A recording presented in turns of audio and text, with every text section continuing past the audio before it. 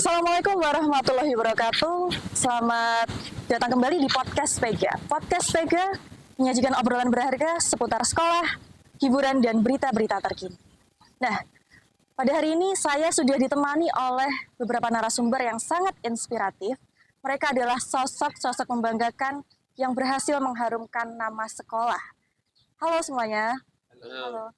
Silakan diperkenalkan mungkin namanya siapa, dari kelas apa, dan dari cabang olahraga apa. Perkenalkan, nama saya Muhammad Fajar Fadrila Majid. Biasa dipanggil Fajar, saya dari kelas 9E. Dan saya juga dari cabang tenis meja. Saya Satria Asarudin Abdurrauf, biasa dipanggil Satria, dari kelas 9D, dari cabang olahraga panahan. Nah, itu dia ya. Jadi hari ini kita akan memperbincangkan topik mengenai prestasi yang berhasil diraih oleh siswa dan siswi sekolah kita, terutama di bidang atletik ya. Kalau Fajar tadi di bidang di cabang tenis meja. Kalau Satria dari cabang Olahraga panahan. Panahan, tenis meja dan panahan. Nah, mungkin bisa diceritakan awal mula kalian sampai bisa menyukai dunia tenis meja dan panahan. Awal mula saya menyukai dunia tenis meja, saya melihat kakak saya bermain tenis meja bersama ayah saya di dalam rumah. Dan di waktu itu saya ingin mencoba tenis meja dan mulai penasaran. Di saat saya mencoba tenis meja, saya mulai tertarik dengan tenis meja. Dan sampai sekarang saya masih melanjutkan di bidang olahraga tenis meja. Untuk saya dulu awalnya dari rasa penasaran, ingin mencoba panahan. Saya melihat panahan dari media sosial, dari YouTube. Kelihatannya kok panahan seru ya. Terus saya bilang ke ayah, dan ayah bilang teman saya ada yang latih panahan. Akhirnya saya minta untuk mendaftarkan. Dari situlah saya menyukai dari dunia panahan. Wah, itu ya perjalanan panjang awal mulanya mereka sampai bisa menyukai dunia tenis meja dan panahan. Nah, saya ingin tahu juga ini bagaimana awal mula kalian sampai bisa mengikuti kompetisi di bidang tenis meja dan panahan. Awal mula saya itu diikutkan oleh ayah saya untuk mengikuti lomba antar RT. Dan waktu itu juga saya didaftarkan oleh kepala sekolah untuk mengikuti lomba tingkat SD antar kabupaten. Kalau saya dulu untuk mengikuti lomba berawal dari lomba Porkap mewakili sekolahan SD saya dulu. Dan setelah itu saya mengikuti event di Surabaya tingkat provinsi. Nama lombanya Surabaya Open. Ya itu ya, mulai dari tingkat RT, tingkat ajang yang dari bidang yang lebih kecil, lama-lama menjadi ke kancah yang lebih besar lagi ya. Ada yang sudah nasional juga ya ini ya. Nah itu dia awal mulanya. Selanjutnya saya ingin tahu, setiap perlombaan atau kompetisi pasti ada persiapannya. Kira-kira apa saja yang kalian persiapkan sebelum mengikuti kompetisi itu?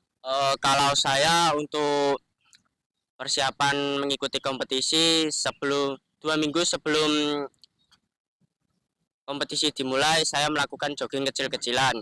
Dan saya juga melatih teknik-teknik pukulan tenis meja saya untuk memaksimalkannya. Biar bisa Memaksimalkan gitu ya. biar bisa maksimal di dalam pertandingan. Kalau saya persiapannya sebelum lomba mungkin hamin 1 bulan saya sudah mulai melatih fisik seperti jogging, push up, sit up, back up, plank kekuatan otot tangan dan lain sebagainya. Dan melatih latihan teknik bagaimana cara menembak dan menarik busur dengan benar. Oh, jadi itu dia ya, ada latihan fisiknya dan latihan untuk mengecek perlengkapannya seperti apa. Nah, kira-kira kalau kalian latihan itu berapa lama? Dan siapa saja pembina atau pelatih coach yang berjasa untuk kalian? Kalau saya itu latihan dari kelas 3 SD sampai sekarang. Untuk nama coach pelatih saya itu bernama Coach Pangat dan biasa dipanggil Pak Po. Saya hanya mempunyai satu pelatih. Kalau saya berlatih dulu dari kelas 2 SD dan coach saya bernama Coach Iwan, Coach Aziz dan Coach Wika. Wah itu dia ya, berasal dari latihan dari sejak lama, bahkan sejak SD sampai kalian sekarang SMP. Jadi yang namanya pencapaian pasti ada prosesnya ya, proses latihannya. Nah, kira-kira selama proses latihan, kalian pasti menemukan yang namanya kendala dan tantangan. Kira-kira apa tantangan kalian selama proses latihan dan bagaimana solusinya? Untuk kendala kalau saya hanya ada satu. Saya sering bermalas-malasan untuk melakukan latihan tenis meja karena biasanya jenuh, biasanya bosan, pengen keluar, gini tidak dibolehin orang tua. Nah, itu saya bisa bermalas-malasan. Untuk solusinya saya melakukan refreshing atau healing ke gunung, ke laut, lihat-lihat pantai, pemandangan yang bagus, biar otak kita menjadi fresh gitu. Ya. Kalau saya kendala saat latihan tentu ada. Salah satunya adalah angin dan kerusakan alat yang tidak diinginkan. Makanya sebelum saya latihan selalu mengecek perlengkapan yang lain seperti anak panah, fin, nok, visir, stabilizer dan lain sebagainya. Itu semua harus dicek baru kita siap untuk menembak. Dan untuk kendalanya terbesar mungkin angin dan peralatan saat anak panah ketembak oleh anak panah yang lain itu akan menjadi rusak dan harus mengganti beberapa fin atau noknya. Oh, jadi gitu ya. Kalau untuk tantangannya mungkin lebih banyak untuk menumbuhkan rasa semangat ketika latihan dan mempersiapkan mental juga alat-alatnya seperti apa menjelang kompetisi. Nah, saya ingin tahu juga bagaimana perasaan kalian ketika mengikuti kompetisi yang memang kancahnya itu sangat serius dan bagaimana perasaan kalian? Tegangkah atau bagaimana? Perasaan saya sangat senang karena saya mempunyai pengalaman yang lebih tinggi, lebih bagus untuk mendalami dari perlombaan. Kalau saya sendiri biasanya kalau setiap mau lomba itu pasti ada rasa bangga, rasa senang karena mewakili sekolahan, mewakili kontingen Tuban. Tapi pada saat di perlombaan tentunya rasa tremor, dredeg itu pasti ada. Karena kadang juga ketemu musuh yang kayak lebih berat. Saya sudah kadang dredeg atau tremor, tapi pelatih saya berusaha menenangkan seperti mengatur nafas, memperlambat pernafasan itu bisa untuk memperlambat detak jantung juga biar tidak dredeg. Jadi mempersiapkan mental itu juga perlu ya menjelang kompetisi itu. Kalian pernah nggak menyangka kalau kalian akan menjadi juara dan mengumpulkan banyak sekali medali di depan sini? Tidak menyangka karena kita belum tahu kalau kita akan juara.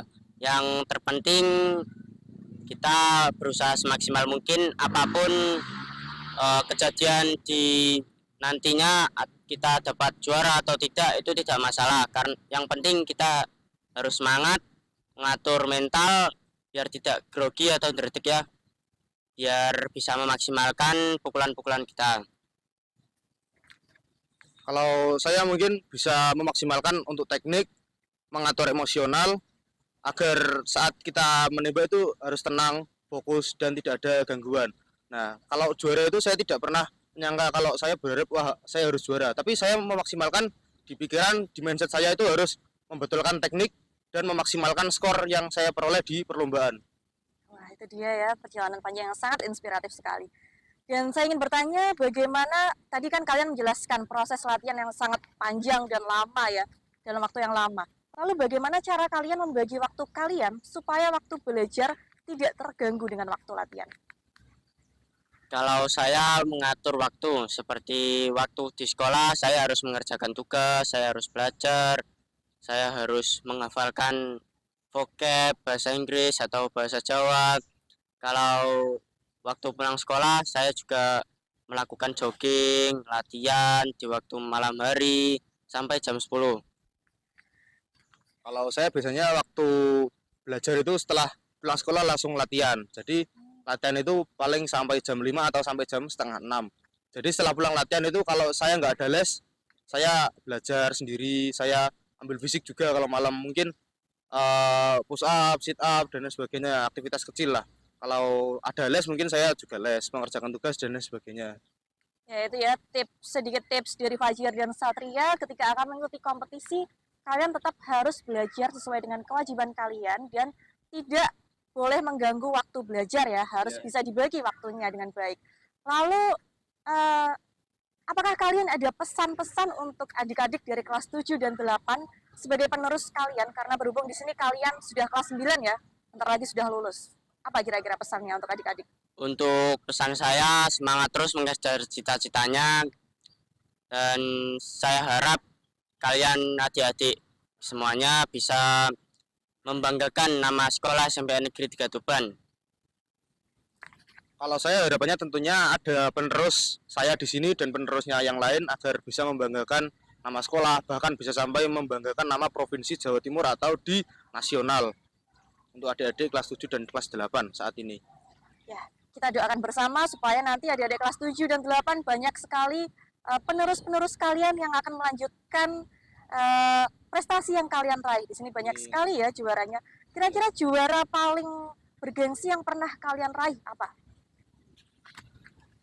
Kalau saya kejuaraan nasional di Bandung, saya juara 2 karena saya kalah sama senior saya yang ada di sana. Tingkat nasional ya? Tingkat nasional. Nah, ini medali yang kamu pakai ini, bukan? Tidak. Kalau Satria? Kalau saya event yang paling bergengsi itu di Jawa Timur mungkin Porprov atau Popda. Dan kemarin di Porprov atau Popda saya belum mendapatkan medali atau mendapatkan juara karena senior-senior saya pada turun semua ke lapangan. Jadi tembakannya juga sangat bagus-bagus sekali. Dan event bergengsi yang saya mendapatkan juara adalah Kejur Prof Desember kemarin 2022. Ini salah satunya medali emas dan di sini masih ada medali 1 perak dan 2 perunggu yang di event Jawa Timur. Ya, berarti kalian sudah banyak sekali ya jam terbangnya di kompetisi tingkat provinsi bahkan nasional. Wah, itu dia ya. Wah, perjalanan panjang yang sangat inspiratif sekali dari kelas 9 ini ya, dari kelas 9, dan semoga nanti di kelas 7 dan 8 banyak penerusnya yang akan meneruskan prestasi kalian. Amin. Itu dia teman-teman, sedikit cerita inspiratif dari anak-anak kelas 9 yang bisa dipetik dari siaran kali ini adalah setiap pencapaian itu pasti ada prosesnya, ada tahapannya. Jadi pesannya untuk para generasi muda, tetaplah berkolaborasi dan berinovasi dengan kreatif sehingga kita bisa menjadi generasi muda yang berkolaborasi secara positif untuk diri sendiri dan sekitar. Terima kasih sudah menyaksikan siaran ini. Jangan lupa like, komen, dan subscribe. Wassalamualaikum warahmatullahi wabarakatuh.